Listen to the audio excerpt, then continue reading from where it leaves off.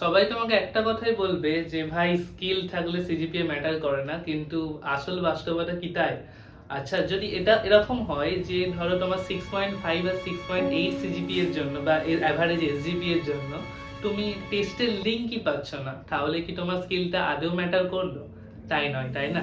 আজকে আমরা জেনে নেবো সেফেস্ট সিজিপিএ ফর প্লেসমেন্ট। এটা সেফেস্ট বলছি কি কারণে বা কোন ক্ষেত্রে, সেটা আমরা আজকে দেখবো যে কি কি হতে পারে। তাহলে ফার্স্ট আমরা যেটা আলোচনা করব স্কিল ভার্সেস সিজিপিএ বা এসজিপিএ, অ্যাভারেজ এসজিপিএ যাই বলো না কেন।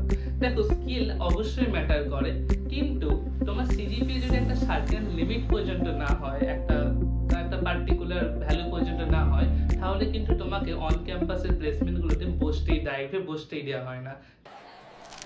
I'm sorry, but the rules are clear. Only students with an SGPA above 8. 8 are permitted inside. You need to How leave. is this fair?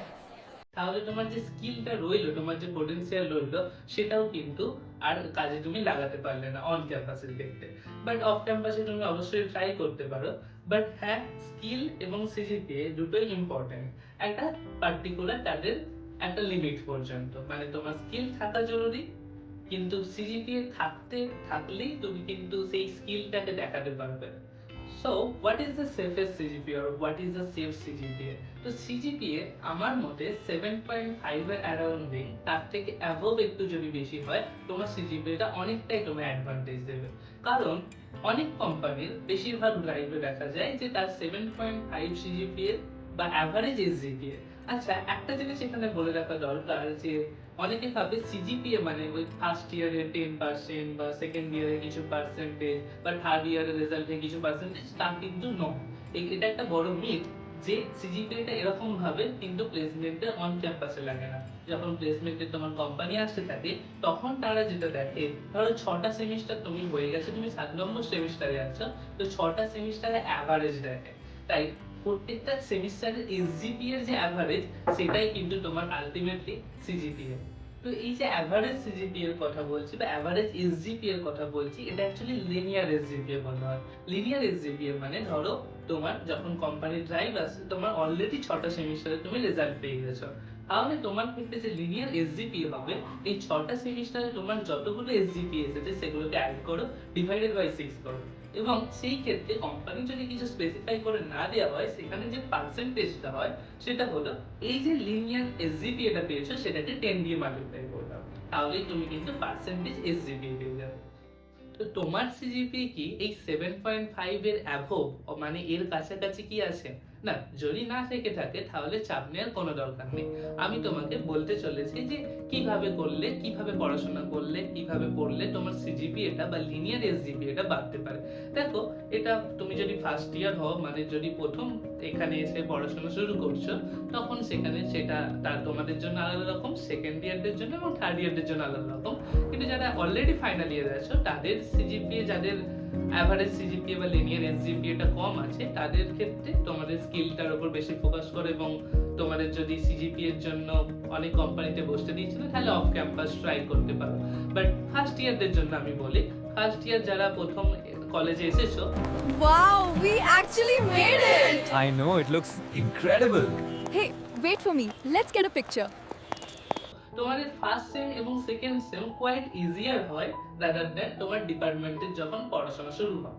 তো তোমার এই ফার্স্ট সেম এবং second same থেকে তোমার যেটা নষ্ট করা উচিত বা সেটা হলো তোমার পড়াশোনার রিদিমটা। তুমি যদি এখানে এসে পড়াশোনার ওই ছন্দটাকে নষ্ট করে দাও, তাহলে কিন্তু তোমার আর সিজিপিএ বা এসজিপিএ বাড়বে না। তো তাই প্রথম থেকেই তোমাকে কিন্তু অল্প অল্প করে দিনে অ্যাটলিস্ট 1 আওয়ার বা 2 আওয়ার্স হলেও তোমার পড়াশোনাটা করতে হবে। এবং একটা গুরুত্বপূর্ণ জিনিস হলো সিটি মানে ক্লাস টেস্ট। এই যাদবপুরে ক্লাস টেস্ট কিন্তু খুবই গুরুত্বপূর্ণ। এই ক্লাস টেস্টের গুরুত্বটা আমি তোমাদের এই একটা ভিডিওতে বুঝিয়েছি, তোমরা এই ভিডিওটা দেখে নিও। আচ্ছা, এবার বলি যারা সেকেন্ড ইয়ারে আছো, তাদের যদি ফার্স্ট ইয়ারের সিজিপিএ বা এসজিপিএ গুলো খুবই খারাপ হয়ে থাকে বা মার্জিনালি লো হয়ে থাকে, তাহলে তোমরা যেটা করো, এখন তোমাদের কাছে high time to improve your CGPA. তুমি ক্লাসে যাও, ক্লাস টেস্ট গুলো দাও, ভালোভাবে ক্লাস টেস্টের নাম্বার পেলে কিন্তু সেমিস্টারে টোটাল যে আউটপুটটা মানে টোটাল এসজিপিএটা সেটা অনেকটা বাড়ার চান্স থাকে। তাই তুমি সেকেন্ড ইয়ারে যারা প্রথম উঠেছো, এখন সেকেন্ড ইয়ারে আছো, তারা চেষ্টা করো এখন থেকে তোমার এসজিপিএ গুলো 8 এর কাছাকাছি আনা। তার ফলে যেটা হবে, তোমার ধরো ফার্স্ট সেমের এবং সেকেন্ড সেমের এসজিপিএ 6 এর কাছাকাছি আছে, তাহলে সেটা আস্তে আস্তে অ্যাভারেজ হতে হতেই 7.5টাকে ক্রস করে যাবে। এবং যারা থার্ড ইয়ারে আছো তাদের কাছে এটাই আরো একটা হাই টাইম যে তুমি থার্ড ইয়ারে দুটো সেম তুমি যতটা ম্যাক্সিমাইজ করতে পারো তোমার এসজিপিএটাকে বাড়ানোর চেষ্টা করো, তাহলে যেটা হবে তোমার এসজিপিএ এই 7.5 এর অ্যাবভ এসে দাঁড়াবে। So what is the final takeaway? তো তাহলে তোমাদের যেটা করতে হবে, তোমার সিজিপিএ ফোকাসের সাথে সাথে কিন্তু ইন্ডাস্ট্রিয়াল অ্যাপ্লিকেশন বেস তোমার যে স্কিলগুলো সেগুলোকে ডেভেলপ করতে হবে। লাইক তুমি যদি কোরের জন্য পড়াশোনা করছো, মানে কোরে জব পেতে চাইছো, তাহলে কিন্তু তোমার একটা সেকেন্ড ইয়ারের শেষে একটা ট্রেনিং, ইন্ডাস্ট্রিয়াল ট্রেনিং বা ইন্ডাস্ট্রিয়াল ভিজিট হওয়াটা খুব গুরুত্বপূর্ণ। একটা থেকে তুমি যদি দুটো পারো সেটা তো আরোই ভালো। এবং তার সাথে সাথে তুমি থার্ড ইয়ারের শেষে আসাকালীন তোমার যদি একটা ইন্টার্নশিপ হয়, সেটা আইদার পেড হোক অথবা আনপেড হোক, সেটা ডাজন্ট ম্যাটার, বাট তোমার ইন্ডাস্ট্রিয়াল অ্যাপ্লিকেশন বেসড ইন্টার্নশিপ কিন্তু একটা গুরুত্বপূর্ণ। এবার তুমি যদি কোড ছাড়া কোডিং বা কনসালটেন্সি বা অ্যানালিটিক্স এই সমস্ত কিছু করছো, তাহলে ভালোভাবে এসকিউএল জেনে রাখা এবং মেশিন লার্নিং সেই সমস্ত কিছু জানা, এবং তার সাথে web development, puzzles, case study, উপস এই সমস্ত যে সাবজেক্টগুলো সেগুলোর উপর কিন্তু ফোকাস করা উচিত। তো তার সাথে সাথে আরেকটা জিনিস আমি যেটা বলবো, একটা হলো ইংলিশ কমিউনিকেশন। কারণ এই ইংলিশ কমিউনিকেশনটা কিন্তু খুবই গুরুত্বপূর্ণ।